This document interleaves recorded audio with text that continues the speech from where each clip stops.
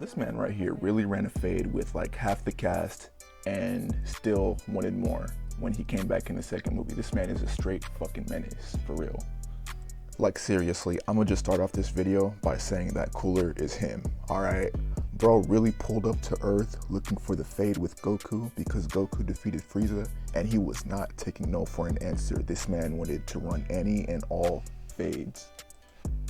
The movie starts out with the scene of Bardock confronting Frieza after he just ran through all of his henchmen, pause, and Bardock is telling Frieza that they are done working for him, and his henchmen in the back are like, bro, who the fuck is we? Frieza just takes one good look at them. He's like, oh nah, we're not doing any of this. He proceeds to throw a death ball. He one-shots Bardock. He one-shots all of his henchmen, and then he proceeds to blow up Planet Vegeta in the process. It's absolute fucking menace, just like his brother. Bro was for real preying on their downfall. Shit's crazy, man. You can't even live no more without a tyrannical space alien just coming by and just ruining all of that. Shit's crazy, man. R.I.P. my nigga Bardock. That's when we cut over to Cooler and his henchmen watching over all of this happen from a distance, and they see a Saiyan pod pass right by them. One of Cooler's meat munchers said that they should destroy the pod, but Cooler isn't really interested because he believes that Frieza should clean up his own messes. Gee, I really bet that won't come back to bite him in the ass later on. We then cut to the present day where we see Goku, who is training to be Moses because he is actually parting the Red Sea like he's Moses. And then we see Gohan studying, which, I mean, come on, you know, Gohan's always studying, like his mom, Chi-Chi, never lets him do anything else.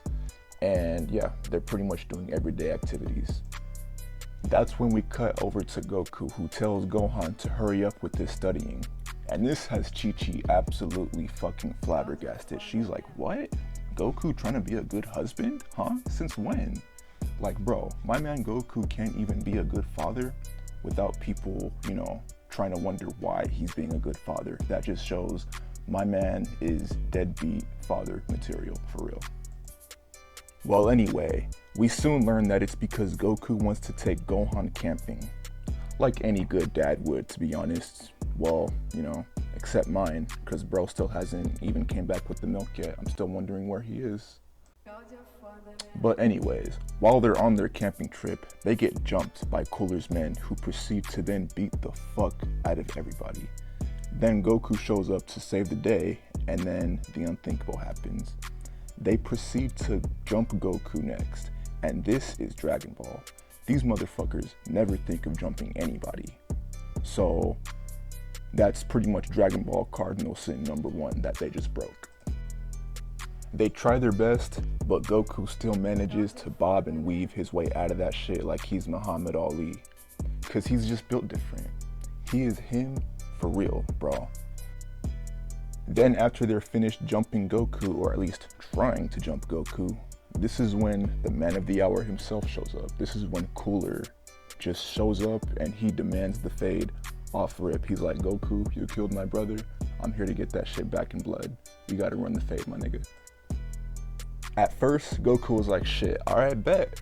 But then Gohan shows up to try and help Goku, and Cooler, he takes a cheap shot at Gohan, and Goku takes the shot for Gohan, saving Gohan. But the thing is, this hit takes out Goku, which, the fuck? This is the same Goku who went blow for blow with Frieza, who defeated Frieza, and he got one-shotted by the most simple attack ever. Like, Goku, get your sorry ass up, my nigga, come on.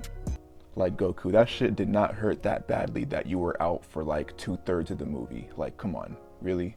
This was literally just another excuse to get Goku out of like the main plot so that he could come and save everybody like he usually does in the anime. Cooler loses sight of them, but has his men go full scorched earth to eliminate them wherever they might be hiding. This man plays no games. He literally had his men blow up an entire forest just to look for one man. This man is absolutely psycho. I love it. Once Cooler and his men are done throwing their little hissy fit, this is when we cut to Goku, and let's just say our boy Goku isn't really looking too good. He's on the floor, he can barely speak, and they're pretty much trapped in a cave waiting for Cooler and his men to leave. Which, I mean, dude, how did we get here? How did Goku get to the point where he's laying on the floor looking like a sorry little bitch because of one simple attack? Like, dude. But anyway, Gohan is sent over to Korin's tower so that he can grab a Senzu bean for Goku. And when he arrives at Korin's tower, he proceeds to climb the tower overnight, which, keep in mind, it took Goku multiple days, I think, to climb Korin's tower. So all I gotta say is recently it has not been looking too good for my boy Goku. I mean, he got jumped and he recovered from that, but this ain't looking too good. When he makes it to the top, Korin is being kind of difficult about giving Gohan Senzu beans. Like, bro, he is literally trying to save your life. You might as well give him a whole jar of Senzu beans. I mean, with how many times him and his dad have saved you guys. Like, that shit's tough, my boy. Luckily, Yajirobe comes in clutch and he gives Gohan a Senzu bean, even though Korin is up here being a little bitch, but you know, he comes in clutch and then Gohan leaves the tower, right? We think everything looks good, right? He just got the Senzu beans. He's about to go help his dad. Nope, bro. Cooler and his men spot Gohan. They see him, and you already know the rest, bro. They just start jumping this nigga. They put the beats on Gohan. They are not giving up, bro. And yeah, it's not looking too good for my boy Gohan. And then all of a sudden, his stepdad shows up. You know, his uncle, the OG, Piccolo. He shows up and saves Gohan, and I'll just say this, Piccolo is the MVP of this fucking movie. He gets shit done, all right?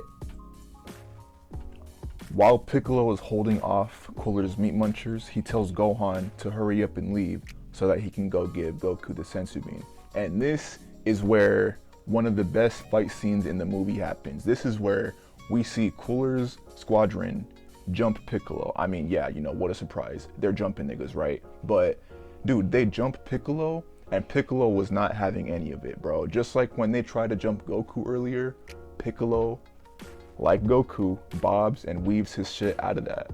Like, bro, they are not touching this man Piccolo. And at one point it gets to the point where Piccolo is just, you know, playing with them. Like, literally, one of Cooler's men goes to like run after Gohan, and Piccolo sees this and he shoots an energy blast at him, and it's chasing the guy and he's running away from it, right? He's like trying to bob and weave his way out of it like Piccolo and Goku, but he's just simply not built like them. And so when this attack catches up to him, it completely incinerates him. Like, bro, keep in mind, this is a basic attack. He got one-shotted by the most basic attack ever. What is it with people getting one-shotted by basic attacks?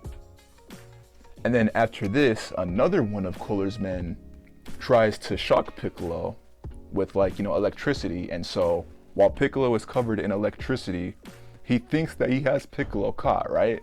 And Piccolo's like, ah, psych nigga, you thought.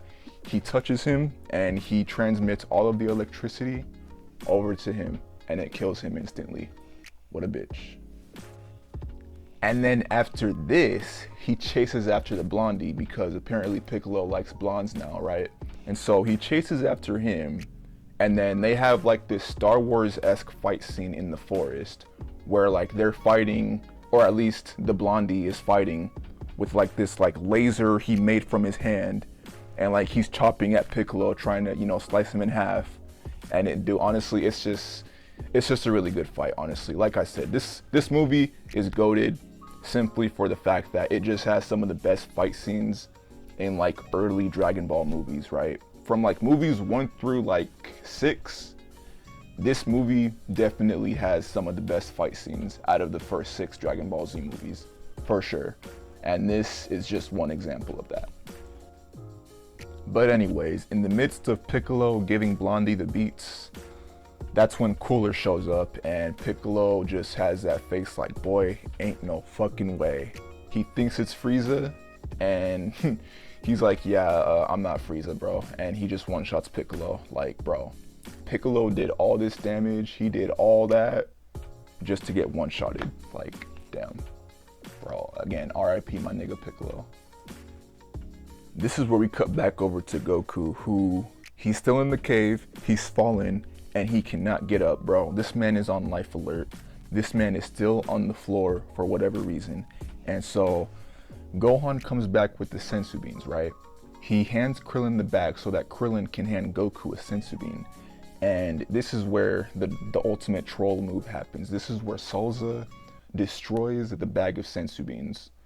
And this infuriates Krillin to the point where he forgets that he is only a side character and he's not that powerful. And he charges after Salza. And he puts up a good fight, or at least he puts up a fight. And Salza's kind of, just, beating his ass. He is absolutely beating the brakes off of Krillin. Krillin is fighting for his life, bro. Like, it's bad for Krillin, not looking too good. One thing leads to another. Gohan finds another Senzu bean. He gives it to Goku. Goku's up and running. He got his 1-up power up like he's in fucking Mario and shit. And then this is when Cooler shows up. So Cooler shows up and Goku's finally awake. And he notices that Cooler has Piccolo in his hands. And so he begs Cooler, like a little bitch, to drop off Piccolo. And Cooler's like, all right, bet, I got you, bro. And so he drops off Piccolo. And then he drops him off again, if you know what I mean. Like he literally like shoots an energy blast at Piccolo on his way down, and this almost kills him. And this is where we see the best fight in the movie happen. Goku and Cooler finally start throwing hands, bro. This is literally the best fight in the movie. Like, this is where everything was good before. It's 10 times better now, bro. This fight is crazy, bro. This fight is probably better than Goku versus Frieza on Namek. It's that fucking good, bro. And so, yeah, during this fight, Goku and Cooler, they're actually somewhat even, which I kind of find funny because it's hinted that Cooler is in his 4th transformation, just like Frieza was on Namek, and Goku struggled with Frieza in his final form in base. Yet in this movie, he's taking on Cooler, who, I mean, I don't want to try and power scale Cooler right now, but I'm just gonna say for the video's sake that Cooler is the same level of power as Frieza, right? So for base Goku to be equal to 4th form Cooler is quite the feat in my opinion. And so Cooler notices that Goku is kind of like, getting the upper hand on him, and Cooler's like, all right, bro, I see what you're doing here. And so he transforms. He's like, so you think you're so powerful, right? Well, I have another transformation. And Goku's like, boy, ain't no fucking way. And Cooler transforms into quite possibly the best transformation I've ever seen. While Cooler is transforming, you could literally see the fear in Goku's face while it's happening. He thought shit was sweet until Cooler said, psych nigga, you thought, and pulled the Uno reverse card on Goku. And as soon as Cooler was finished transforming, this dude transformed into like a whole other beast, man. Like, dude, he grew a fucking mask like it's still COVID. He grew fucking spikes on his arms and shit. Like, dude, he was a fucking badass. And so right now we have to have a moment of silence for my boy Goku. He's about to get the worst ass whooping of his life.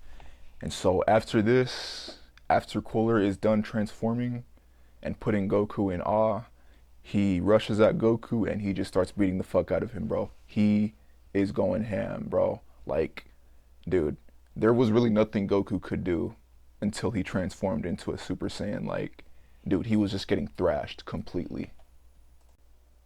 And so after a few minutes of getting absolutely fucking wrecked and owned by Cooler, he remembers that his mama didn't raise no bitch. And so he transforms into a Super Saiyan.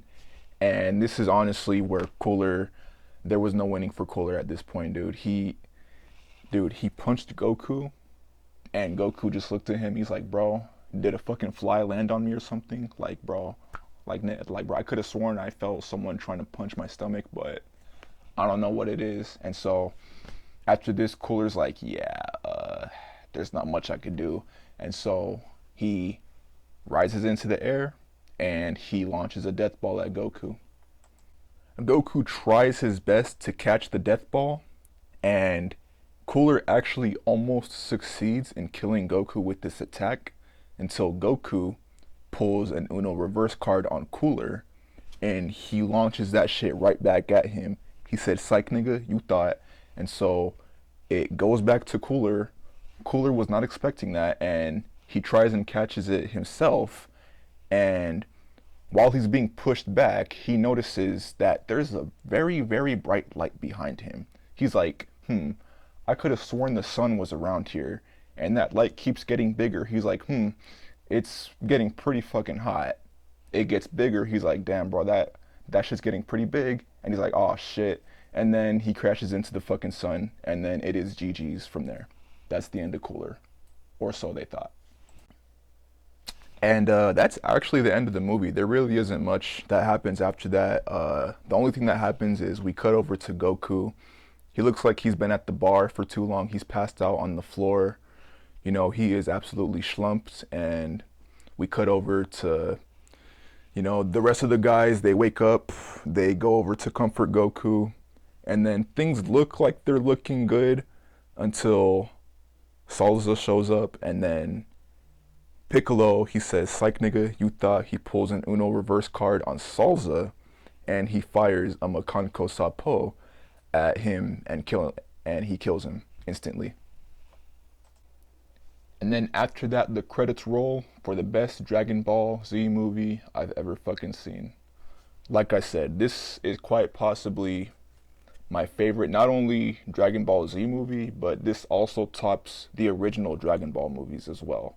So, yeah, I just had to make this video to make one point and one point only. Cooler is him. Enough said.